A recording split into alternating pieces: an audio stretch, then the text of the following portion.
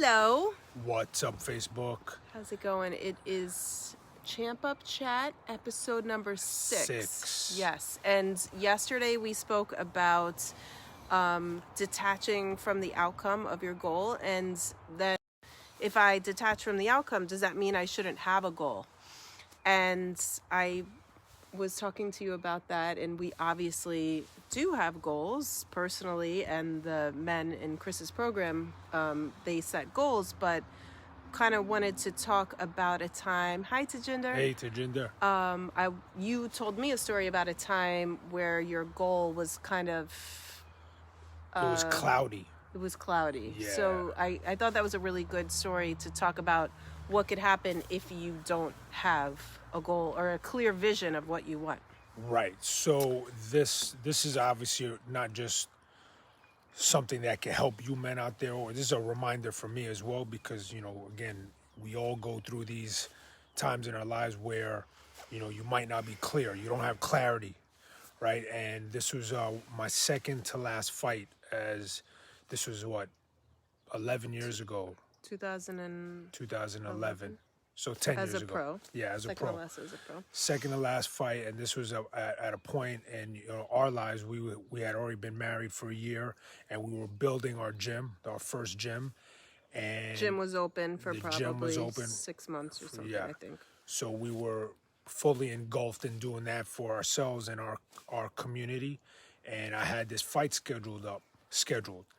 And look, no excuses. Again, I would never be one to make excuses. But this fight, it was the process of setting this fight up was pretty rocky. Like I didn't have Jesus, and I didn't have an opponent for months. So right, you knew that you were going to fight. I think it was in January. Right. And you didn't have an opponent. It was the holiday time. Right. You were still trying to train through the holidays and stuff, Right. I think is the point Right. that I remember. So you knew that you were going to fight in January, probably by November, but still by Christmas time, you still didn't have an opponent, I think was the deal. Right. So we obviously had this goal and this vision, but it was cloudy in a way that there was no opponent. So I was just kind of, going through the motions and not really putting my heart into the training. Again, no excuses, but we did have the gym at the time. So, without that clear, vision of who I was going up against, as an amateur, you didn't care who you were fighting, and you just, you were just lucky to have a fight. But in the pro ranks, you want to set your sight on your target. And without that target in mind, again, I slacked. I didn't take it seriously. And I just, again, went through the motions, and, it led to challenges of me making the weight. Having trouble making the weight where, I probably wasn't, focusing on eating right, or I wasn't doing enough road work or things to, again, prepare me for the bout. And, it led up to the point where, up until weigh-in, I was having a hard time making the weight, and I barely made the weight. I had to, jump in the sauna, which is something that I didn't have to do a lot of during my career, because I was always on target with, the process leading up to the bout. And, that, again, no excuses, but, that was something that was out of my norm, out of my comfort zone. So what happened? Right, without this clear vision and the preparation, I got the snot beat out of me in this fight, in front of my hometown crowd, which was New York City, New York at the time.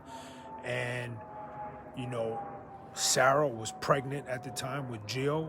And, I went down twice in that fight. A lot of people, I'm sure, were scared that I was going to get stopped in that fight. Luckily, I was able to dig deep inside and really scrap through. I didn't win the fight, but again, it was just a clear sign of, again, not blaming anything except, not taking ownership for, what I can control, which was my feelings and my thoughts and my emotions and my actions leading up to that bout. So how does that apply to you fellas or you guys out there, right? Sometimes if you don't have a goal, you just go through the motions and you wake up and you're just like, oh, I hope today works out.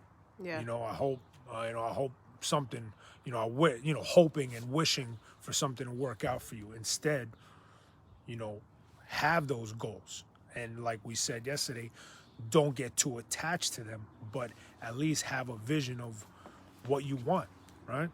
So I'd like to say that was probably the worst night of my life, with all of the horrible, or no, not horrible, but challenging times we've been through in the last 10 years.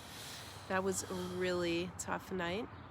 And I agree. I know what you're saying. You're not like trying to make up excuses, but it is true. Like, if you are just going through the motions of life and just like all of a sudden, like 6 months, a year just like is gone, and you have no idea where that time went because you just didn't have anything kind of laid out for yourself. And I've been there for sure. I've done that. And you just get caught up. And it's like now I feel like more than ever is this time for us to take care of yourself, make things happen. Like, it doesn't mean like you have to have this goal of like, oh, I'm going to run a marathon or I'm going to build my business to XYZ. Maybe the goal is just to start taking better care of yourself mentally, or going to therapy, or I don't know, some kind of plan, some kind of goal where you structure out a plan. But yeah, going through the motions will definitely get you in trouble, where like all of a sudden all this time is gone, or like in Chris's situation where he didn't prepare properly and paid for it physically. And I think that, hi Trisha. Hey, Trish. Yeah, it's really important thing to listen to. Right. Again, the vision, right? It needs to be as clear in your mind as possible of where you want to go, because it's just like being, a boat in the ocean without a rudder or a captain. You're just floating around, hoping and wishing. Don't hope and wish. Set what you want in your mind and head towards it. If that makes sense to any of you guys out there. But Yeah. All right. Well, that was good. I just got a couple flashbacks, but I'm going to move through the pain of that night. Sorry to bring that up and help you revisit that. We didn't want to revisit that. No, I'm just joking. All right, guys, have a great night. See you guys tomorrow. Champ up. Bye.